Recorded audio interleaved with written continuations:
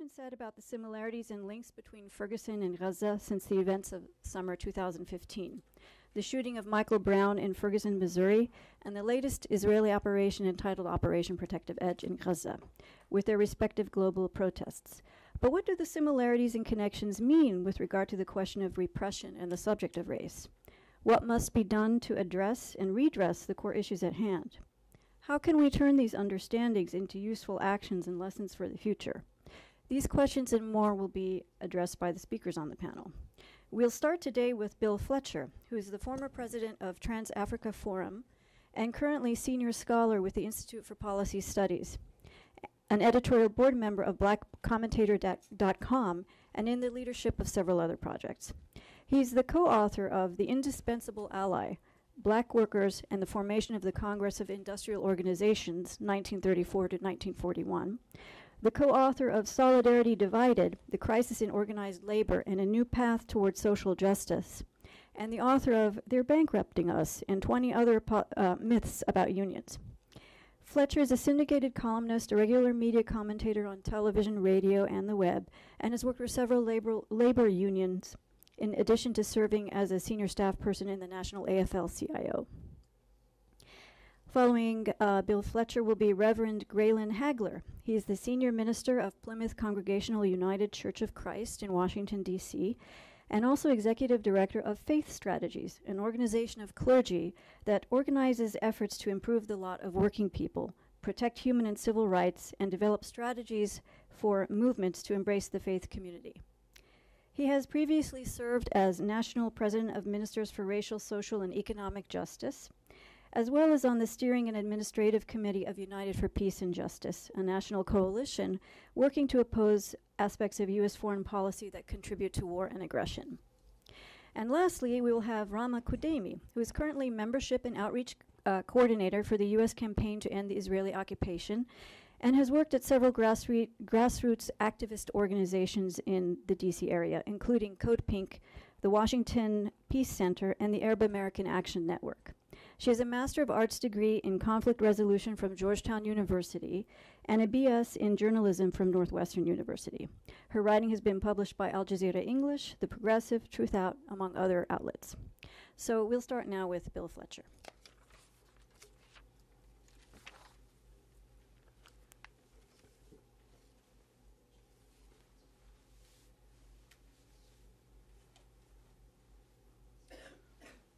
Thank you and good afternoon. When this panel was being put together, we were asked what did we want to speak on, and sort of as a bolt out of the blue, these words just sort of came to me, which was the racialization of repression. And I want to start by telling you about when I really started thinking about this, and it was as a high school activist a while ago, and there were the student demonstrations in May 1970 around the Kent State killings, and the virtually every campus and colleges shut down, and high schools shut down, and I was one of the leaders in my high school of shutting down the school in protest over the murders of the Kent State students. A few weeks later, there was a murder at Jackson State, a historically black college, and it was students that had been protesting both Nixon's aggression in Vietnam and Cambodia, but also the Kent State killings. And when that took place, there was nothing that resembled the response to Kent State.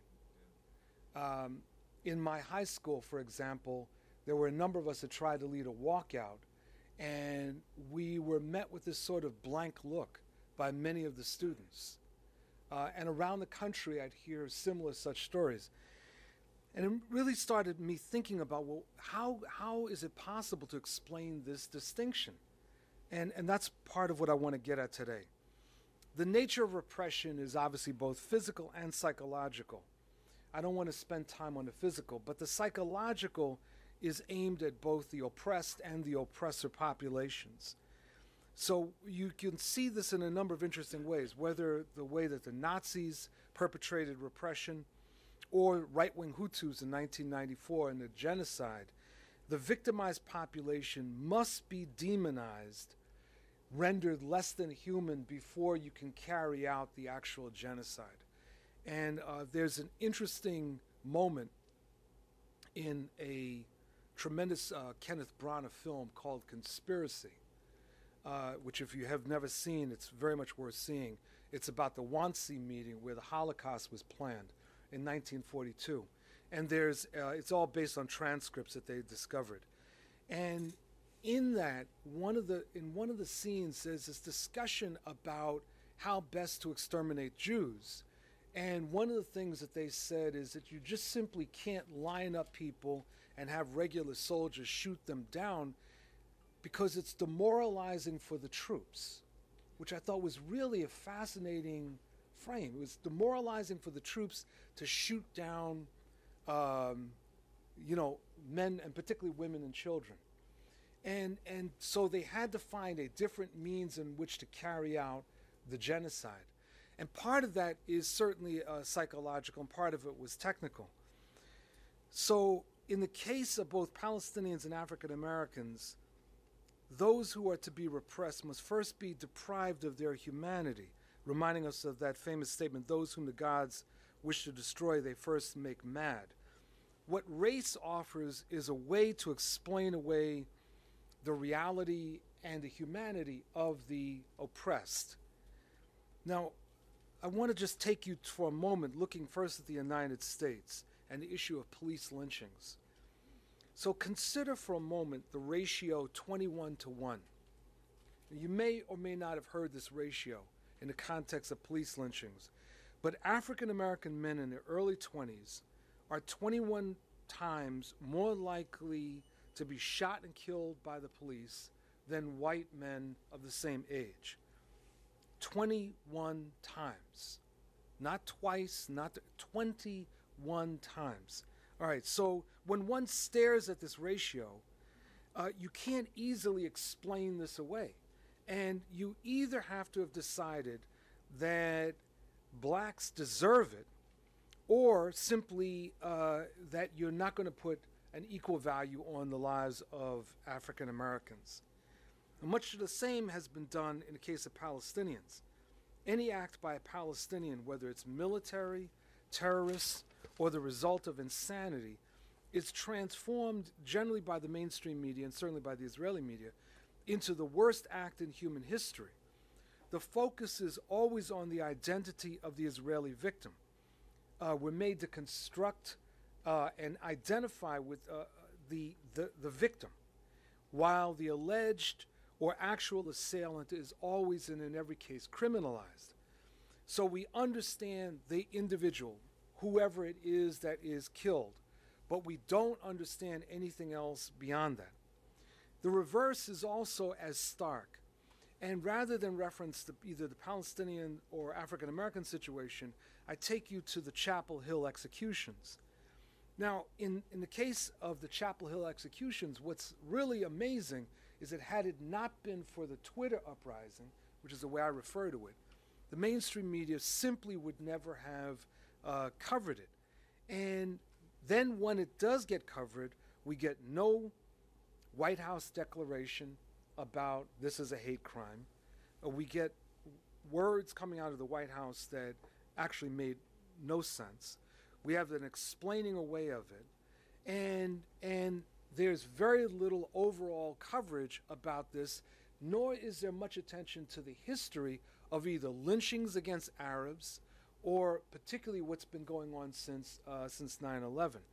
It's just brushed away as if it's not that important. And in fact, for the mainstream, it isn't important. But then a matter of days later, we have the shootings in Copenhagen. And within nanoseconds, this is all over the media. And this discrepancy is very, very important. We saw another tremendous example of this in the response to the Oklahoma City massacre, where with in the immediate aftermath, the assumption was that it was Muslim terrorists that had carried it out. Once they discovered it was a good old white boy, then the entire discussion changed to this fascinating examination of what would have motivated this good white man to have carried out such a horrendous act. Nothing like that is ever conducted when the perpetrator of an act of violence is African American, or certainly Palestinian or Arab as a whole. So the racialization of repression makes the repression acceptable, or at least turns it into a non-event as far as the oppressive population is concerned. And in that sense, it's consistent with the way that race changes. It distinguishes the experience and of people of color as opposed to those that are not. An example has nothing to do with repression, but something that I found quite fascinating was the response in the media to the tsunami, and that took place in South Asia a number of years ago. So in that tsunami, hundreds of thousands of people died, most of them from Indonesia, Malaysia, Sri Lanka, Burma, Somalia, Kenya. However, you had no sense of the individuals. You had no sense of what this was meaning for people as a whole. The victims were by and large a brown mass in the background. The devastation was almost always explained by someone white. And when the mainstream media really wanted to describe the catastrophe of the tsunami, they focused on 2,000 Swedes who also lost their lives in the tsunami. Now, this is nothing against Swedes. I like Swedes. It's a great country and everything else. But 2,000 Swedes. We're not focusing on the impact on Burma or on Sri Lanka or on Somalia. And so we see that play out in the case of repression. So the racialization of repression smooths down any rough edges. And to the extent that there are rough edges, it's always a matter of collateral damage. Thus, we had the Israeli bombing of Gazan civilians, blamed by the Israelis on Hamas. But if Gazan civilians were killed, the Israelis always claimed that it wasn't their intent. If a Palestinian carries out an attack, it doesn't matter. It is always an act of terrorism, regardless of what the target is. So this is why this question of race must be surfaced in both conflicts. It's not about pinning the label of racist on one or another individual or one or another act. It's actually about understanding the way that the system works, and that the system works as a way of justifying a larger form of oppression and not simply repression. Thank you very much.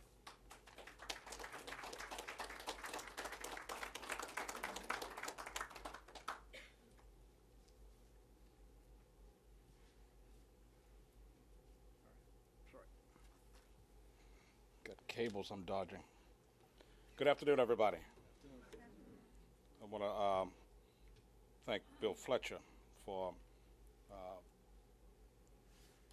what he has shared with us. And one of the things that me and Bill, we actually go back, just so you know, quite a ways. We don't even know how many years, right? But we started in Boston. And so I've been in D.C. 23 years, so date that back a little bit. I was a baby, he was older, but Bill has always been very much the sort of the political theorist and the political historian in our midst, and I give thanks for Bill Fletcher. In fact, it was a year ago, this past January, that with Bill, we were in Palestine. In Palestine, looking at the situation on the ground and meeting with numbers of groups that were working on really resisting the occupation and resisting the years of oppression. And what was interesting for me was that I had been in Palestine in 1974. So it was literally 40 years difference to the year. And so it was interesting to be able to sort of compare what I remembered 40 years ago to what I saw at this particular historical juncture on the ground, where things had clearly become much more oppressive. The land had become much more divided, people had become much more villainized, particularly by the dominant force there in the area, which is the Israeli government. So my travels there, in a sense, it opened my eyes in a new way because I had something to compare it to, even though that something to compare it to was 40 years prior, but it opened my eyes and it engaged me as another place where the struggle against racism, racialism, cultural oppression, segregation, and ultimately genocide must be waged, and we must find ways to defeat it and turn it around. It should be obvious to most of us the reticence on the parts of governments to admit that there are paradigms of racism that exist. And the reason I lift that up is because it's easy somehow to paint a picture, even though the picture is you've got a group that you can sort of distinguish and you can oppress, but at the same time you can create a different kind of paradigm that allows you to justify carrying out genocidal policies against the people. I mean, for example, we remember the minority government in South Africa that said we went to a country and we caused it to bloom, as if the people who were there, indigenous to the land, didn't enjoy the blooming of nature. Or in this case, like in the Zionist arguments of going in, they're saying Palestine is a land without a people and we are a people without a land. Or we can date that back to talking about Christopher Columbus and the Europeans that somehow show up and all of a sudden discover America in spite of people who are already on the land. And then put in place ways and methods and basically a philosophical framework that takes the personhood of an individual away from them and basically allows an economic paradigm to exist that takes over land, that destroys culture, that ignores history, that ignores who people are. That's what we're dealing with. And when we really understand this in terms of a historical and almost a universal nature, it has happened every single place where there has been either Western or colonializing powers that have gone in and have taken over geographical setting for their own ends, their own power, their own resources, and their own wealth, usually at the destruction of those who already exist on the land. My eyes were open. My eyes were open to see that this racism that exists is not something that is just inherent to the United States of America. Even though in other parts of the world we may not talk about it as racism. Why don't we talk about it as racism in other parts of the world? Because in a sense, you know, the fact is, if folks have to admit that there is something that is racist in its characterization, that means that somehow there's a relationship with the racism that exists in the United States, and heaven forbid if folks think that they're black. So in a sense, we have to divorce that and try to say, oh, no, it's really something else. It's really greed on the part of these folks who have come in and taken over. We can't get down in terms of race. I remember when I was at a conference of Muslims in the United States, and there was a youth caucus. And the head of the youth caucus got up and in the convention said, I'm really upset, he said.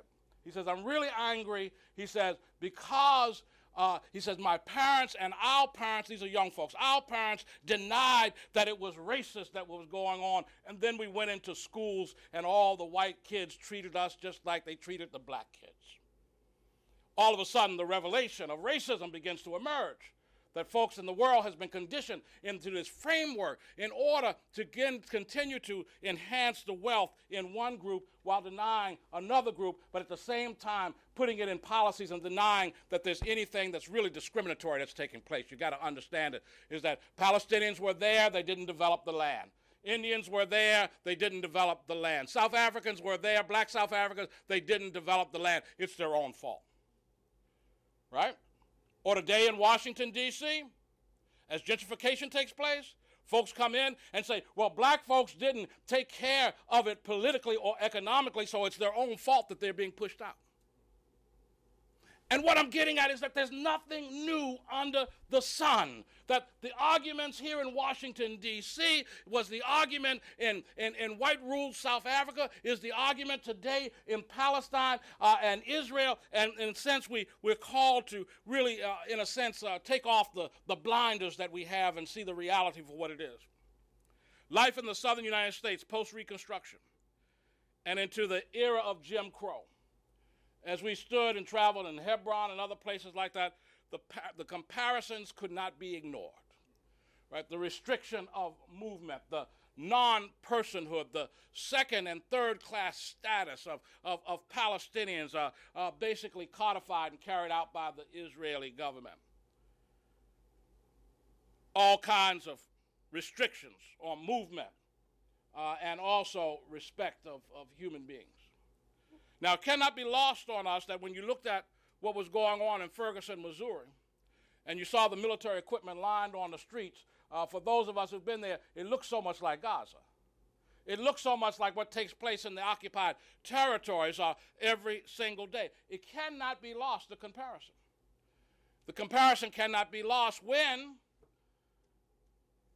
police chiefs from many, many U.S. police forces have gone and been trained by the IDF in terms of police tactics.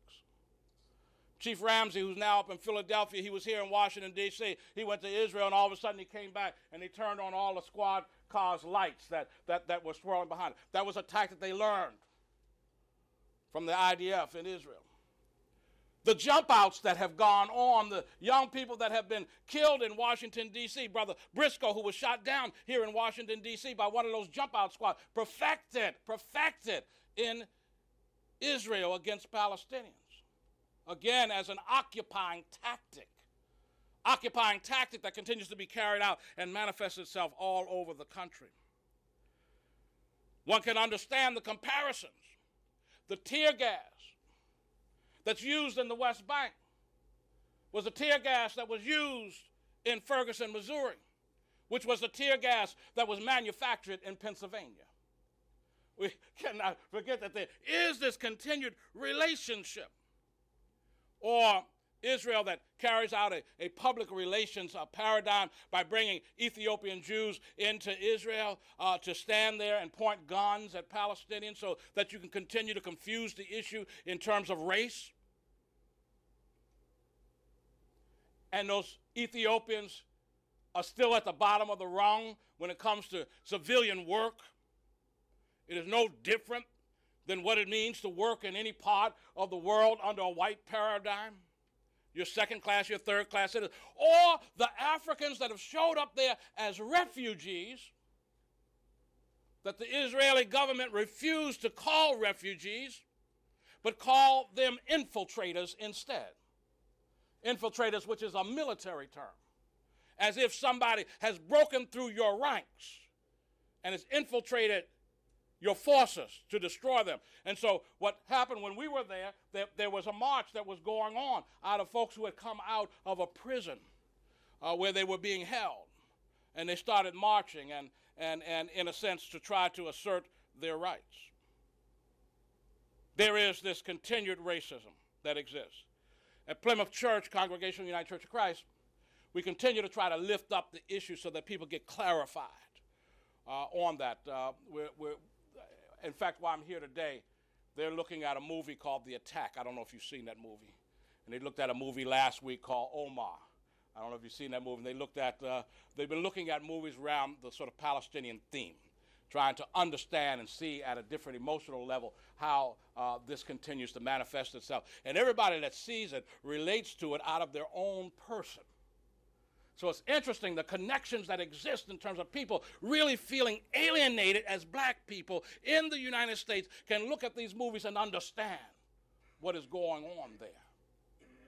So there is a commonality, there is a relationship, and that relationship continues to be spelled out in its very racist paradigm. We brought Jasiri X, who was with us in Palestine, to Plymouth on January the 18th, just to talk and sort of try to push out the information even more, because one of the things that we're struggling with in the church, and there's a couple ministers in here who realize this, that our struggle is against Christian Zionism, where folks who are as liberal as they are fall back into this fundamentalism that says, but the Bible says it's their land. The Bible says that they can do what they want to do because God has ordained it. Or as somebody said, and this is sort of the horrifying stuff that we got to deal with theologically, where people think that they know something and really don't know nothing at all. Somebody said to me, he said, well, you know, the problem with you got to deal with that Israel has to deal with the Palestinians today because Israel disobeyed God. And I asked the guy, I said, what did you mean by that? Now listen to this crazy logic. His argument was that he was told by God, Israel was told by God, to destroy every man, woman, child, and even the livestock, and they refused to do it, so now they got to deal with the problem today. I'm telling you that there's this destructive theology that's afoot. And those of us who are in the church or in the faith community, we have got to take it on. We've got to stand toe-to-toe with folks who really pervert the words of the Scripture, and we got to turn it around and get folks to understand that God is about liberation, and God is about self-empowerment, that God is about protecting the folks who are indigenous to the land, that there is a cause of justice that we got to stand forth for and push. And it doesn't matter that somebody looks like me or doesn't look like me or speak my language or doesn't speak my language or come from my faith group or not. It doesn't matter. The mandate is, as Amos would put it, let justice roll down like water and righteousness like an ever-flowing stream. We got to push the battle forward. God bless you. Back in October, there was a call by local Ferguson activists that there'd be a weekend of resistance to kind of point out why what happened to Mike Brown was wrong, how this was part of, excellent, so that's the picture, how this was kind of part of a bigger issue of police brutality in this country, and it was not just a one-time thing, and we can kind of rise, and how it plays into the bigger issue of racism and the history of racism in this country. And so we did a lot of organizing, and as you can see from this picture, we had so many people turn up. Again, it was people from the U.S. campaign, it was people from the local St. Louis Palestine Solidarity group, it was people from U.S. Palestinian Community Network that all came together to show that solidarity with what was happening in Ferguson. And before I get into the details of that, I do want to make a very important point that this is not something new. I think a lot of times activists today saying, you know, we use these words like solidarity, we use these words like joint struggle, we use these words like intersectionality, and think like, oh, we're finally understanding that these struggles are all connected and that we need to make these connections. Actually, this is something that has a long history. We're not new to this. It's our fault that we don't learn our history more to understand that we're actually part of a longer struggle. And so, you know, and if you look at the history of the Palestinian struggle, there's like a lot of linkages between, say, the PLO and the Black Panther Party. We just commemorated the 50th anniversary of Malcolm X's assassination. Malcolm X was a big proponent of internationalism and the need to, you know, we're not only talking about racism in the US, we're talking about imperialism in general. Community and grassroots organizing, again, a long history of what that means to be working together as communities and making those linkages and understanding what is the same about our struggles and what is different about the struggles. If you're gonna look at the history, you know, we're talking about the COINTELPRO, the war on drugs. Today we have, you know, continuing those things, as well as the Patriot Act, the war on terror, countering violent extremism programming. These are all part of the same history of what it means to racialize oppression and make sure that you're shutting down any sort of grassroots organizing against the bigger power structures. Political attacks on Palestine organizing. This is not something that's all of a sudden, oh, we're attacking Palestinian organizing. It's a history of political repression. And I bring up the Palestine organizing because I want to just quickly mention Rasmiyah Awadi. You know, she's the latest example of what it means to be in the United States and struggling against systematic oppression and then facing that repression. So why did we decide to do a Palestine contingent at the Weekend of Resistance, at the Ferguson Weekend of Resistance back in October? Mike Brown, as we all know, was killed right in the midst of the Gaza war. So a lot of our attention had been going on in Gaza. And then, as has been mentioned, the images were coming out of Ferguson were just like, wait, where are we looking? Are we looking at in the occupied territories? Are we looking in the United States? What's going on? The tear gas that we reuse. The story Reverend Hagler mentioned, that it came out that we've had issues U.S. police training in Israel. So the former county police chief in St. Louis was one of 15 American officials who was participated in a week-long training in Israel 3 years ago that is put on by the Anti-Defamation League, the ADL. A former St. Louis police chief also had participated in the Law Enforcement Exchange Program, which is a exchange program between the Israeli National Police, the Ministry of Internal Security, Shin Bet, so the security agency, to strengthen and support American law enforcement, especially in counterterrorism activities, which we'll discuss later. The media distortions, watching the media try to vilify Mike Brown and explain away his death, like, oh no, it has nothing to do with racism. It's, you know, he was just in the wrong place at the wrong time. Darren Wilson was doing his job. So the same media distortions that we've seen when we're talking about Palestine and how Palestine is represented in the U.S. It's also very important for us to think about what does it mean for us if we are so committed to fighting against Israeli state violence and terrorism. Well, what does that mean when the U.S. itself is engaged in state violence? Can we continue to ignore what's happening in our own backyards? I'm going to assume most of you folks are based in the D.C. area, and Reverend Hagler brought up Raphael Briscoe. How many of us know who Raphael Briscoe is and his case, and the fact that just last week the jury decided that the police was not responsible for his death, or the tactic of jump outs that Reverend Hagler also mentioned, which is D.C.'s version of stop and frisk. And so how many of us know that and think about what that means for us when we talk about, well, violence over there and how we need to end U.S. support there, and kind of not really pay attention to what's going on right here in the U.S. And just the Palestinian Youth Movement, the U.S. branch, explained it very beautifully. I'm just going to read this. This call to action in St. Louis inspires us to continue challenging and exposing the brutality happening every day in our own backyards, while connecting this to the systematic racism and subjugation happening in occupied Palestine. We see incidents like that perpetrated against Michael Brown as an ongoing outcome of the racist structures that were founded on indigenous erasure and slavery, and continue with the repression and policing of black and brown communities. We carry on a mutual struggles to subvert the same colonial logics of supremacy and exclusion that are inherent to the Zionist colonization of Palestine.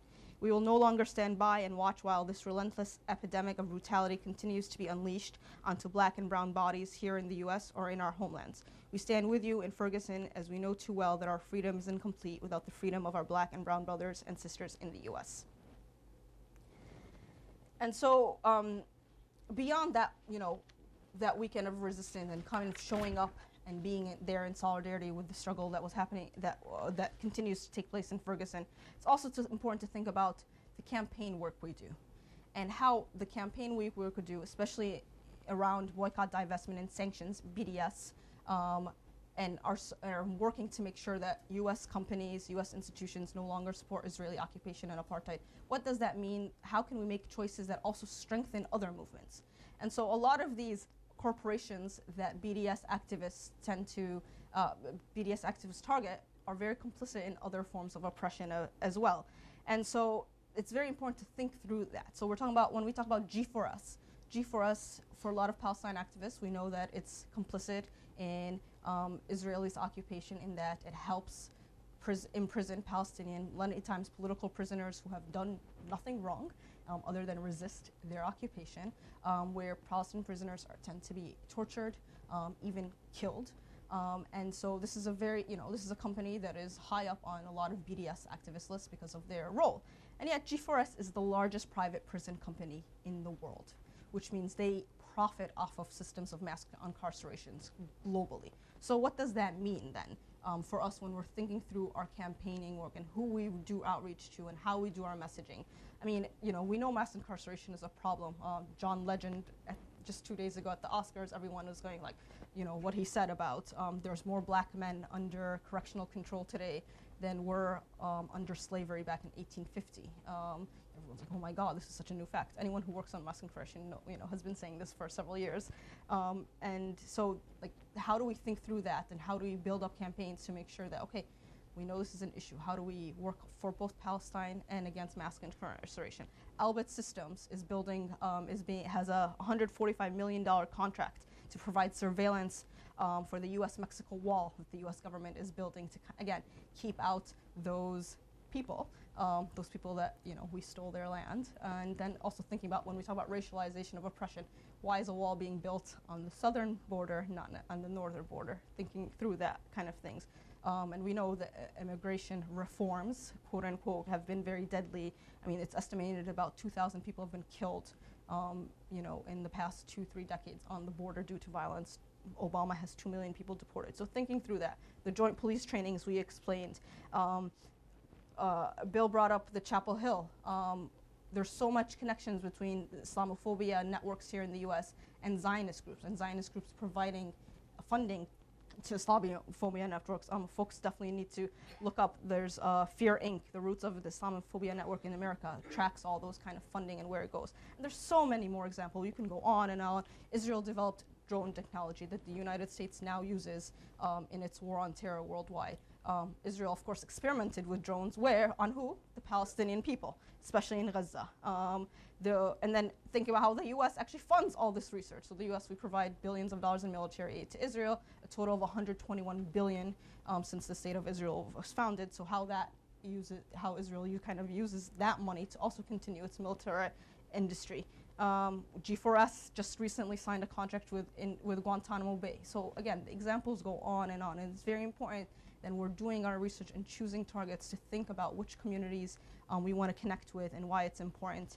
The one interesting about the joint police trainings, because a lot of times the focus is on like, well, Israel's training cops here, and it seems like we're kind of placing the blame on Israel for the militarization of U.S. police, which is not true. Long before Israel was created, the United States was brutal against people of color in the U.S. But it goes both ways. So, for example, a lot of U.S. police go and train in Israel on especially post 9/11 counterterrorism. But there's also Israeli police who come and train here on war on drug enforcement. So the Georgia International Law Enforcement Exchange actually has this program. It sends its cops there to learn about counterterrorism, and then Israeli cops come here to learn about war on drug enforcement. So it's it's just very collaborative, and we need to really think through, because when we're talking about bringing down whole systems, we need to really focus on more than just any angles we can, because it's going to be a long and hard process. The last thing I just wanted to share with you guys, last month, I don't know how many people heard, there was a delegation to Palestine that was led by dream defenders and involved leaders from the Black Lives Matter movement, as well as Ferguson leaders, and they went to Palestine to learn about what's happening there, as well as to make those connections, like I said.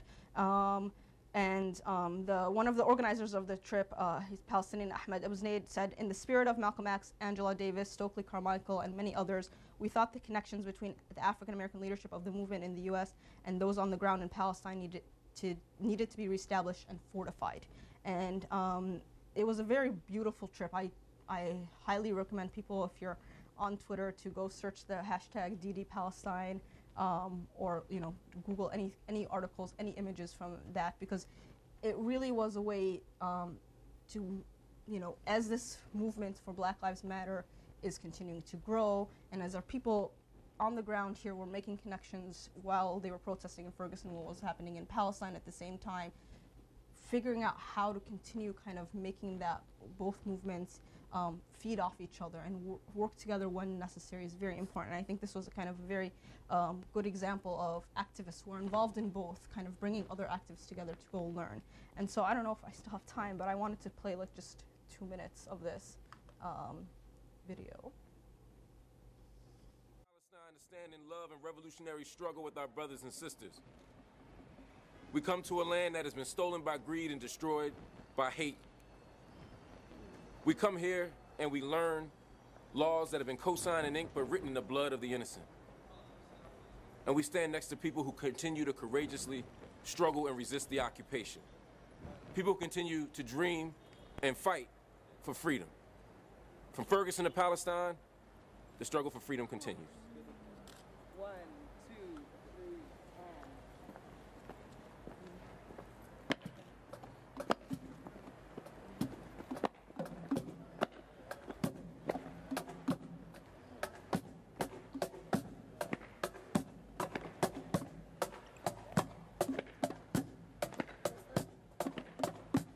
We who believe in freedom cannot rest.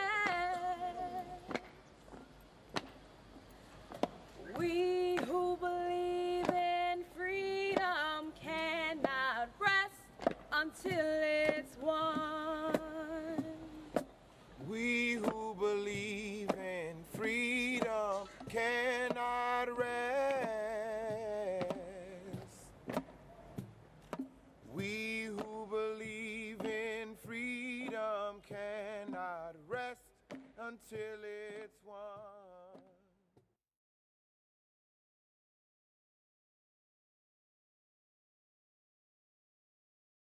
Know about the power of the munitions industry in this country. What about the power of the Jewish lobby?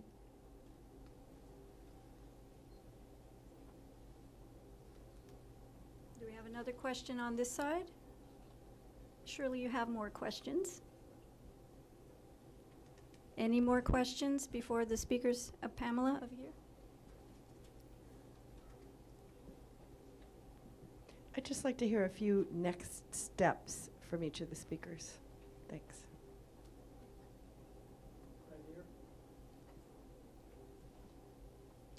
How about the upcoming speech by Netanyahu and all the drumming, the war drums about Iran?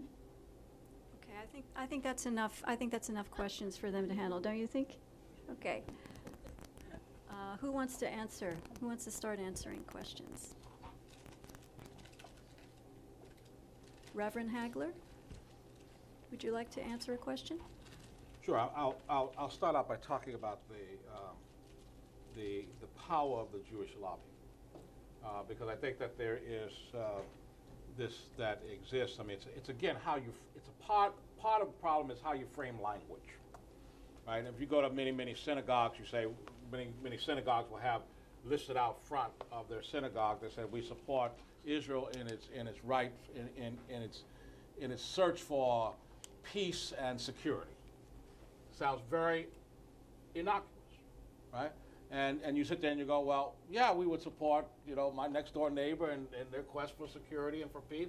It seems very innocuous, but it's public relations. I remember speaking in a synagogue for Martin Luther King, and in this particular synagogue that was was conservative,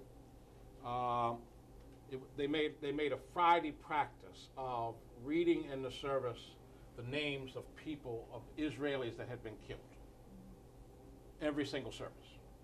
So you begin to create this scenario that you're being attacked, right? And under that idea of you being attacked, that obviously sets up the scenario that you can do anything to defend yourself because the attacks are just so unwarranted and savage, and they come out of the blue. And partly because also the press, and particularly the press in the U.S., the Western press, and particularly in the U.S., also play into that. I mean, just think about during the whole Gaza war. Automatically, the media picks up the language terror tunnels. When for 7 years of an absolute blockade, those tunnels have been a lifeline for people to get medicine, food, and all other kinds of building supplies, and yes, weaponry. But the fact is that they're not terror tunnels. It all depends on how you frame the language, right? Terror tunnels or survival tunnels. And but so again, we get fed into that language. So in a sense, you have to decide that somebody is deliberately behind this. But it's not just somebody. I believe that it's also a what we sort of call the Jewish lobby is very often a marketplace of aligned interests. A marketplace of aligned interests. And let me sort of throw that out. You know, it was like, let me flesh that out. We celebrate emancipation in Washington, D.C. Right? Emancipation in Washington, D.C. meant that every slave master was paid for his slave. Right? So the state owned the slave, if you want to put it that way, right? So that was emancipation. So the slave master didn't lose. Except for the slave didn't get reimbursed unless the slave decided to go to Liberia, which then became a U.S. beachhead in Africa that also oppressed the indigenous folks who were in Liberia. And then also these massive plantations sprung up, rubber plantations, right? I mean, so again, it was aligned interests that dealt with that. So we deal with aligned interests in terms of Israel being the West's Middle East beachhead. And in terms of being that Middle East beachhead to control the political interests, the economic interests of the entire region. And then to use also its sponsors in helping to control that.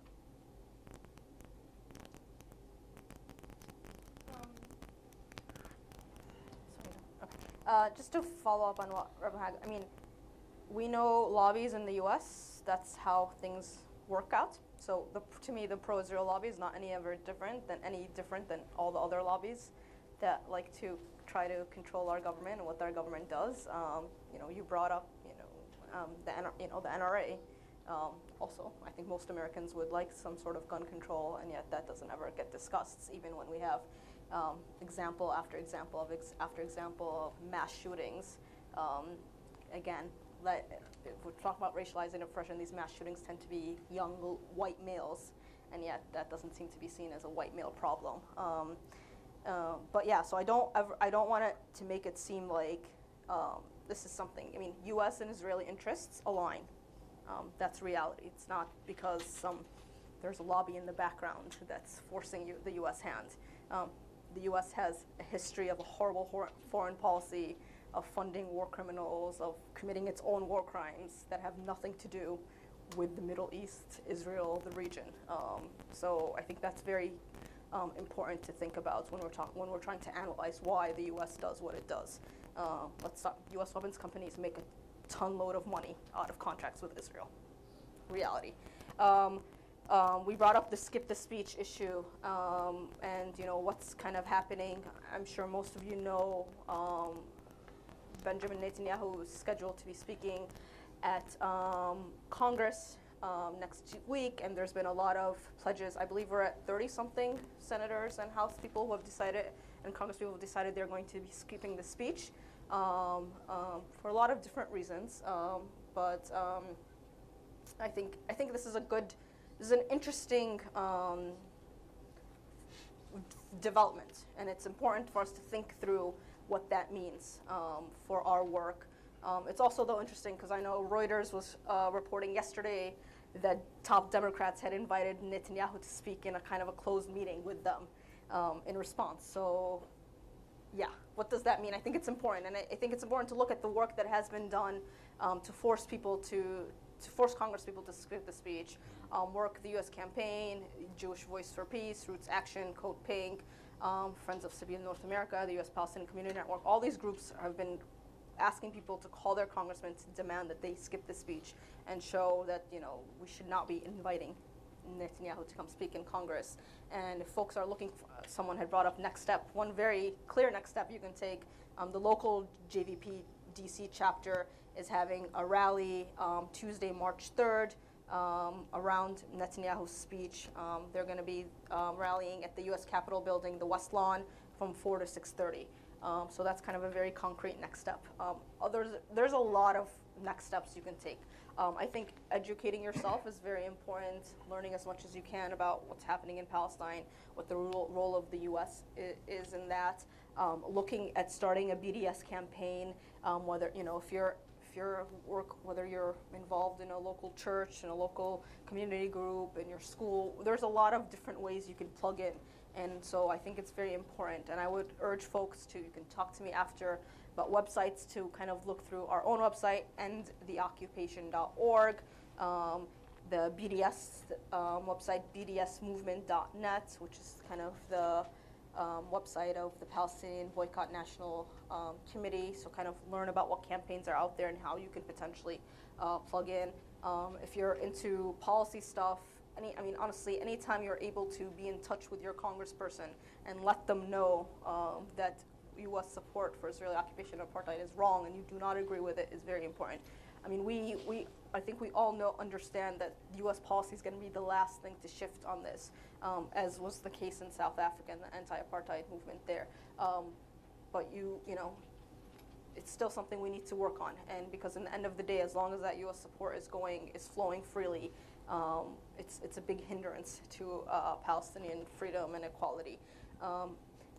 Yeah, and then someone brought up the ICC. I'm not a legal expert, so I can't really tell you that, but I think it's shameful that the U.S. is threatening to punish Palestinians for seeking membership in the ICC and for going and making, instead of threatening Palestinians, they should actually cut military aid to Israel because it continues to commit war crimes, and all Palestinians are trying to do is get some accountability for Israel. There's a lot of, I think, back and forth. I think Shabaka might have done a whole series there about what it means, and a lot of different Palestinian legal experts weighing in about what it means for Palestine to become a member of the ICC, so I would recommend that. And Bill, Let me ask something, because there's a part of this also when we talk about Netanyahu speaking. There's a part of it that, from a black perspective, is very clear and obvious. I mean, one is you have a Congress that has been disrespecting the president, whether you agree with his policies or not, but disrespecting a president because his skin is black. Mm-hmm. That has been particularly the perspective from the black community.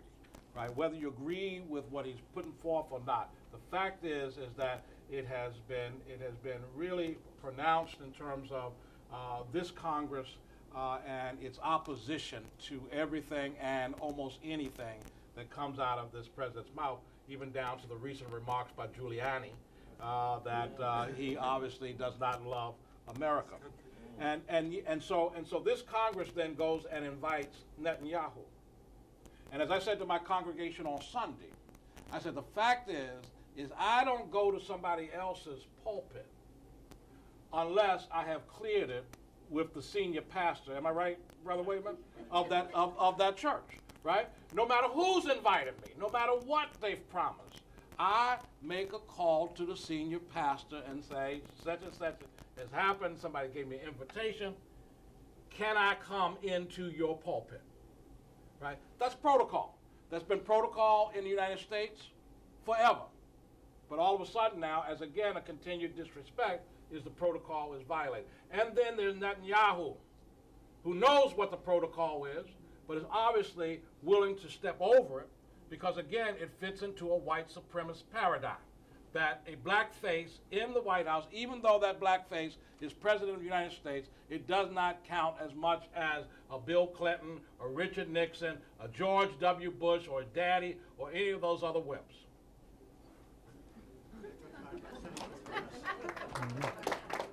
We have very limited time, but I would like Bill Fletcher to have an opportunity to respond to any of these questions. Thank you. Just a couple. The Zionist lobby. I think it's very important when we're talking about the Zionist lobby that we don't get into conspiracy theories, which are frequently propagated by various forces on the right.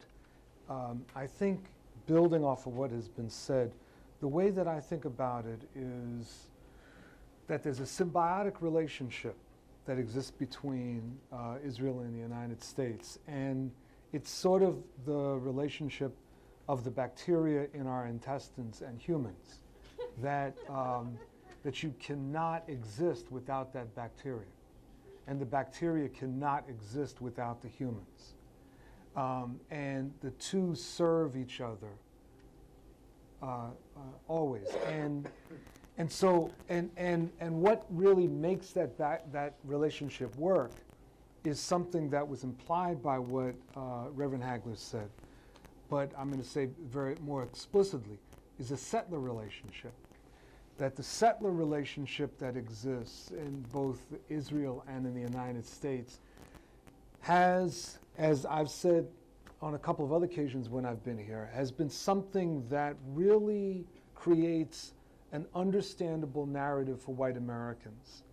And it makes the Israeli experience not simply understandable, but something with which they can identify. And in that sense, you're not just dealing with U.S. support for, a coup regime in Guatemala or something like that. You're dealing with something very different, and that settler experience and the ability of Israelis to sound like they are from New York, right? And sometimes, right? And also from Chicago. As we well knew. As well as Rockville. Right? It is something that creates that sort of identity, and that becomes very important in terms of the mission of the Zionist lobby. So in that sense, they're not just a lobby, they're a lobby operating within a settler paradigm. That becomes very important. It makes our job that much more difficult. And that then goes into the next step. So obviously, we all need to be involved in the BDS work. But there's a couple of things that I've gotten into arguments with some of my friends in the U.S. campaign around this. I have felt for a long time that we need to develop a political and legislative operation in congressional districts that deals with U.S. foreign policy in the Middle East, and specifically in Israel and Palestine. And see, because the problem is that what we often fall back into is reactive things. So Netanyahu's going to come, then let's get to the computers, send emails, do this, do that. But we don't have base areas in most congressional districts. I mean, I'm being very honest. And that means that a lot of us who don't particularly care for electoral politics are going to have to simply put that aside and figure out how to start building base areas around the country. And that's going to mean also building alliances, building relationships with people that we may not particularly care for. It means all of the dirty stuff that's involved in legislative and political work. But until there is that kind of presence, we are basically carrying out the politics of the megaphone, as opposed to doing grassroots, one-on-one work with people like in Idaho. It's like, where is our base in Idaho, right? And so I think that we have to rethink the way that we're doing our work. If we want to build BDS, we're going to have to build it in Montana, right? In Missouri, and not just in St. Louis. You know, I mean, there's a whole different approach that I think we have to take. And in addition to that, we really have to develop echo chambers. The right wing is masterful at echo chambers. And we are pathetic at echo chambers. We actually don't do echo chambers. What we do is someone does something we don't like, and we send out an email, a letter to the editor, post something on Facebook, and are really proud of ourselves. But we don't think about how to organize moving a message around the country, the way that the Heritage Foundation does, the way that AIPAC does. And I can't quite figure out why, because we're not stupid. I mean, we got some really brilliant people in our movement, but for some reason, we seem to shy away from some of these things. And see, I'm interested in winning. I'm not interested in just continuing to fight. I'm too old for that. And it's like, let's figure out, what are we going to do to win?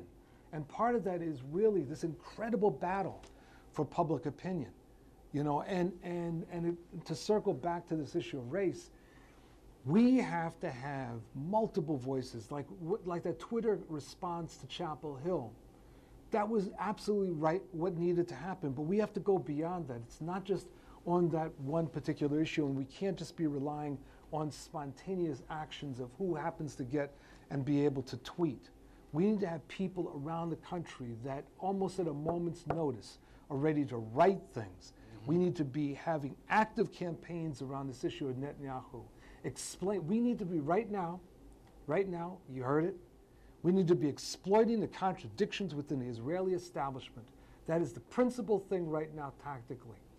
The fact that this information is coming out right now about the Mossad on one side and Netanyahu is the other, you could drive a tractor through that, and we should be the ones driving the tractor, right? As opposed to just simply sitting back and sort of, sending a few comments on Facebook and Twitter and, oh yeah, did you see that? No, it's not about did you see that. Let us put our analysis out there. Let us get that analysis into Kansas City. Let us get that analysis into Houston so that people are seeing that, right? So I would argue we need a different approach if we want to win, and I want to win.